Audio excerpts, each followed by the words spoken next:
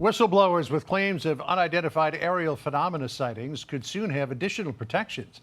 House lawmakers said today they plan to meet with White House officials and request immunity for UAP whistleblowers who come forward with information. Tonight, special report anchor Bret Baier takes a look at some of the earliest reports of UAP sightings. Thanks, John. Before UAPs and UFOs, there were flying saucers. In tonight's series on unidentified objects, we look into some of the first suspected sightings and what recent documents released by President Trump and his administration tell us about those reports. Along with dogfights and aerial attacks from the skies during World War II, airmen also began reporting unexplained observances.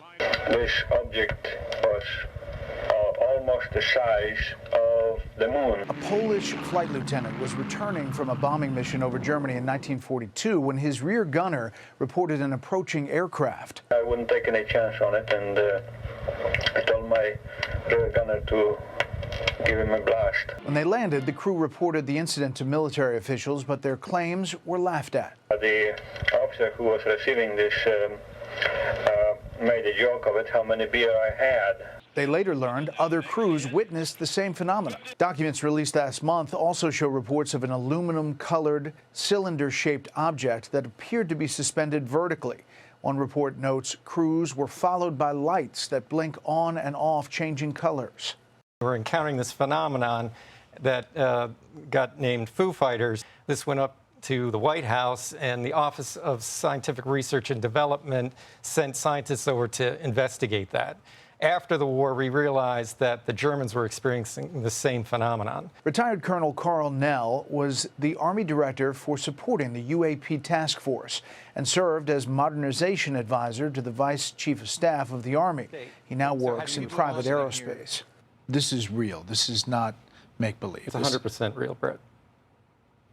There's zero doubt this is real. Like, we're beyond the question about it being real. One of the newly released documents, correspondence between the Tactical Air Command and the 1st Tactical Air Force, details 14 instances of Foo Fighter sightings between December 1944 and January 1945. Sightings included similar themes, such as orange objects suspended in air and lights that followed flight crews that appeared to be under perfect control. The report also notes in each case where pilots asked if there was an unidentified flying object or radar target in the area, they were told there was not. Let's start at the beginning, how this has been kind of covered. Over the years, UAP, used to be UFO, has been talked about and researched. I think, we have to go way back until, really the end of World War II, the beginning of the Cold War. Starting in 1947, you start to see UAP sightings happening almost daily, multiple times a week in the United States. And that forces the Air Force to stand up an effort to receive public reporting and at least attempt to study them.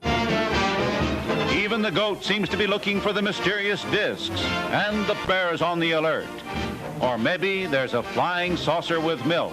Meow! Anthropologist Peter Skafish is co-founder and director of research at Soul Foundation, a group that helps fund research into UAPs. Skafish interviews and conducts field work with witnesses. And then at the same time, the Air Force eventually morphs its project into something called Blue Book, which seems to be mostly a public relations effort to mollify people who are seeing these things. The Navy prepares for further study of the elusive cosmic rays somewhere in the Pacific. That's the news.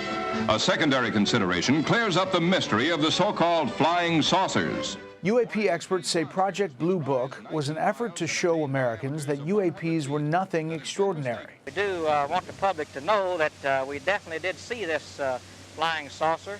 As the Trump administration discloses documents and as more witnesses share testimony, believers and non-believers hope the unexplained could soon find reason. When they come forward like that, and it takes a lot to do it, what do you say? We don't know. And I've asked a very specific question to some of these individuals, like, can you explain it? And their answer is they cannot. Could this be technologies that our adversary has developed way ahead of us? yeah, I think that's possible. And that's why it's important to put the resources behind this. And that's why science is important. Next, many experts acknowledge the universe is so vast that intelligent life existing somewhere is definitely possible. We'll take a look at those odds and where signs of life may be. Next, we'll send it back to you. Well, thank you.